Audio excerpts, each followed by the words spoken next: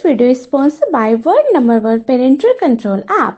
Come and join FamiSafe to let online predators have nowhere to hide. इसके लिए आपको description में दिए गए लिंक पर क्लिक करना है। वहाँ आपको एक फैमिली ऑनलाइन सेफ्टी कॉन्ट्रैक्ट मिलेगा जिसे आपको अपने बच्चों के साथ साइन करना है। कॉन्ट्रैक्ट सबमिट करते ही आप अपने बच्चों की ऑनलाइन सेफ्टी को इंश्योर कर देंगे और साथ ही साथ आपको 1 मंथ का फ्री FamiSafe लाइसेंस भी मिलेगा। देन अगर आप इस कॉन्ट्रैक्ट को फेसबुक, ट्विटर, इंस्टाग्राम पर #FamiSafe NoPado और @WonderShare FamiSafe पर शेयर करते हैं तो आप जीत सकते हैं मौका iPhone 12 मिनी जीतने का। तो देर किस बात की, जल्दी कीजिए और डिस्क्रिप्शन में दिए गए लिंक का यूज करके अपने बच्चों के साथ कॉन्ट्रैक्ट साइन कीजिए और उनकी ऑनलाइन सेफ्टी को इंश्योर कीजिए। Thank you. एक छोटे से शहर में सुरेश नाम का आदमी रहता था। उसकी एक जूते की दुकान थी। रीमा, क्यों ना मैं बड़ी दुकान ले लूं, कमाई भी अच्छी हो रही है। हमें और ज्यादा जूते दुकान में रखने पड़ेंगे, उस हिसाब से हमें बड़ी दुकान लेनी पड़ेगी। बात तो सही कह रहे हो। मैं कल ही जाकर दूसरी दुकान देखता हूँ। और अगले दिन सुरेश दूसरी दुकान देखने के लिए निकल जाता है। उसे एक दुकान पसंद आती है और वो दुकान उसे काफी सस्ते दामों पर मिल जाती है। रीमा, मैंने अपनी पुरानी दुकान के साथ वाली दुकान खरीद ली है। ये तो बड़ी खुशी की बात है। अब जूते रखने के लिए दिक्कत नहीं होगी। अगली सुबह, भाई साहब, कोई बढ़िया से टिकाऊ जूते दिखाना। जी अभी लीजिए, ये जूते देखिए कितने खूबसूरत हैं। जी भाई साहब, थोड़े और अच्छे दिखाओ। सुरेश ग्राहक को और बढ़िया जूते दिखाता है। हाँ, ये जूते बढ़िया हैं, इन्हें मुझे दे दो। ग्राहक सुरेश को पैसे दे देता है और जूते ले लेता है। ग्राहक जूते लेकर चला जाता है और थोड़ी देर बाद एक और ग्राहक आता है। भाई साहब, कोई शादी के मतलब के जूते दिखाइए। सुरेश ग्राहक को जूते देकर पैसे ले लेता है। इस तरह सुरेश को जूते बेचते बेचते शाम हो जाती है। दुकान का सामान ठीक कर दूं, फिर घर जाऊंगा। तभी उसे जूतों के पास से अजीब सी आवाजें सुनाई देने लगती हैं। कौन है? कौन है? तभी उसे महसूस होता है जैसे कोई उसके पीछे बैठा है। कौन है? कौन है? अरे पीछे तो कोई नहीं है, फिर मुझे ऐसा क्यों लगा कि जैसे कोई मेरे पीछे बैठा है। सुरेश पीछे देखता है। वो अपने घर के अंदर चला जाता है। उसे ऐसा लगता है जैसे कोई उसके साथ साथ चल रहा हो। क्या हुआ? आप इतने घबराए हुए क्यों हो? कुछ हुआ है क्या? नहीं, कुछ नहीं, सब ठीक है। बस ऐसे ही लगता है, आज मैं थोड़ा थक गया हूँ। ऐसा करो, जल्दी से खाना लगा दो, मैं खाना खा करके सो जाऊंगा। सुरेश खाना खाकर सोने चला जाता है। जैसे ही वो लेटता है उसे जल्दी नींद आ जाती है और वो सो जाता है। तभी उसे महसूस होता है कि कोई उसके ऊपर बैठा है। उसकी नींद खुल जाती है। भूत! सुरेश भूत को देखकर भागने की कोशिश करता है पर वो भाग नहीं पाता। भूत अपने जादू से उसे भागने नहीं देता। भाग कर कहाँ जाएगा? तू कितनी भी कोशिश कर ले पर मुझसे भाग नहीं पाएगा। मुझे छोड़ दो, मुझे जाने दो। मैंने तुम्हारा क्या बिगाड़ा है? सुरेश की आवाज कोई नहीं सुन पा रहा था। भूत उसे उठाकर दीवार पर फेंक देता है और गायब हो जाता है। भूत के गायब होते ही सुरेश की चीख निकल जाती है।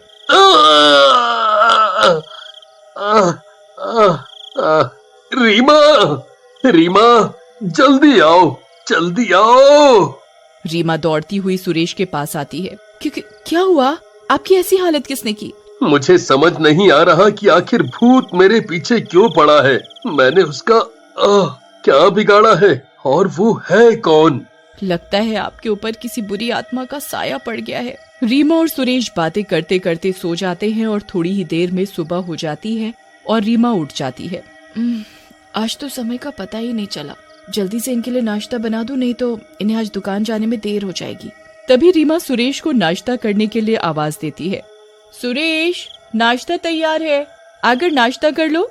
सुरेश नाश्ता करते करते रीमा से बात करता है। रीमा, आज तो मेरा दुकान जाने का बिल्कुल भी मन नहीं हो रहा है। वो रात वाले भूत की बात दिमाग से निकल नहीं रही। बात तो है चिंता वाली, पर आप परेशान मत हो। आराम से दुकान जाओ, कुछ नहीं होगा, पर समय से घर आ जाना, ज्यादा रात मत करना। सुरेश नाश्ता करके दुकान के लिए निकल जाता है और दुकान पहुंचकर वो दुकान की साफ सफाई करता है तो उसे फिर अजीब सी आवाज सुनाई देती है, जैसे कोई रो रहा हो। फिर अचानक से आवाजें आनी बंद हो जाती हैं। तभी एक ग्राहक जूते खरीदने के लिए आता है। सुरेश भाई, कोई बढ़िया से मजबूत जूते दिखाइए। जी भाई, अभी दिखाता हूँ। ये देखो, सुंदर और मजबूत टिकाऊ जूते। ठीक है, पर और दूसरे जूते दिखाओ। ये लो, उससे भी बढ़िया जूते हैं और मजबूत भी। हाँ, ये वाले दे दो। सुरेश ग्राहक को जूते डिब्बे में पैक करके देता है। ये क्या सुरेश भाई, मैंने तो ये जूते लिए ही नहीं थे।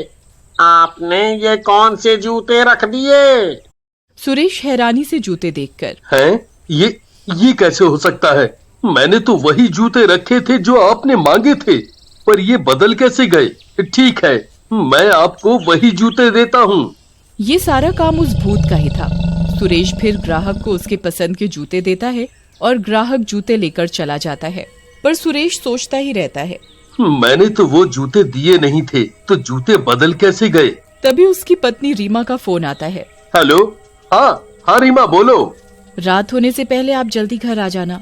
ज्यादा रात में आना ठीक नहीं, मुझे तुम्हारी चिंता हो रही थी। ठीक है, मैं अभी दुकान बंद ही कर रहा था, बस आता हूँ थोड़ी देर में, तुम चिंता मत करो। सुरेश अपनी दुकान बंद करके अपने घर की ओर निकल जाता है और वो हमेशा की तरह अपना स्कूटर स्टार्ट करता है, तो उसका स्कूटर चालू नहीं होता।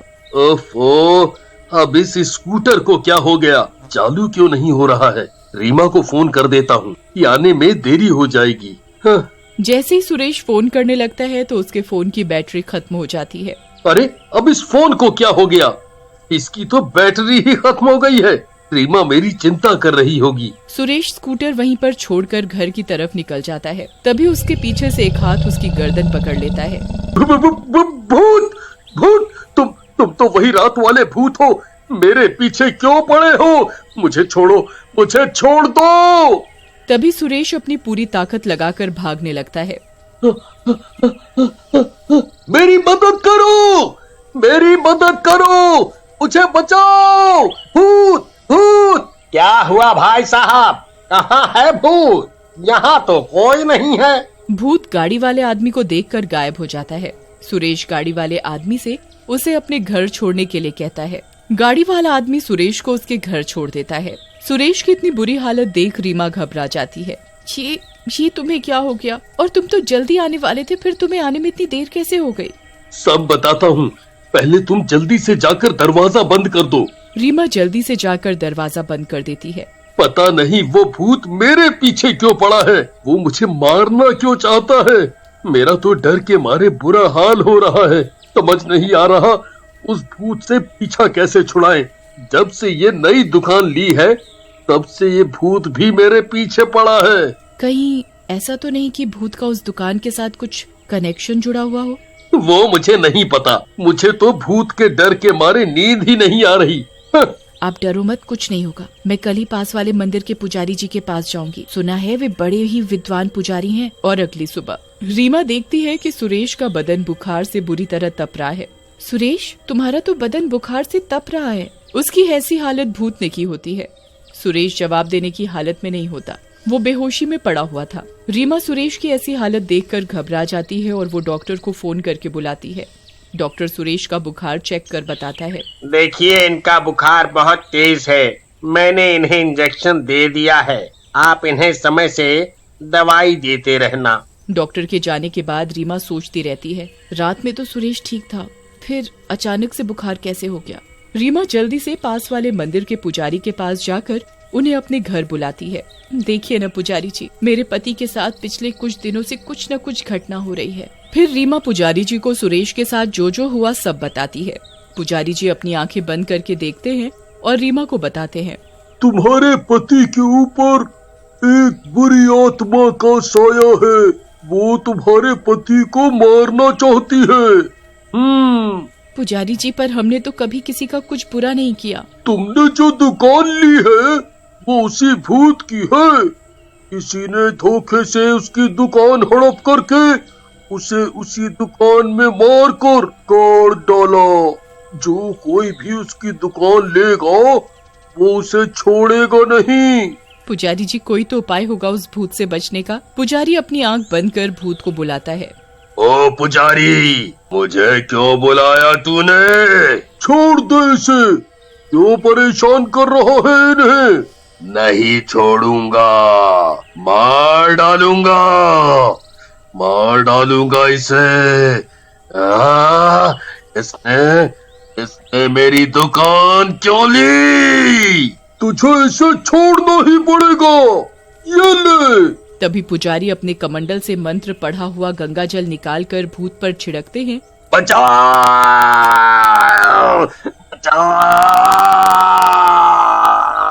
थोड़ी ही देर में भूत जलकर भस्म हो जाता है और सुरेश भी ठीक हो जाता है।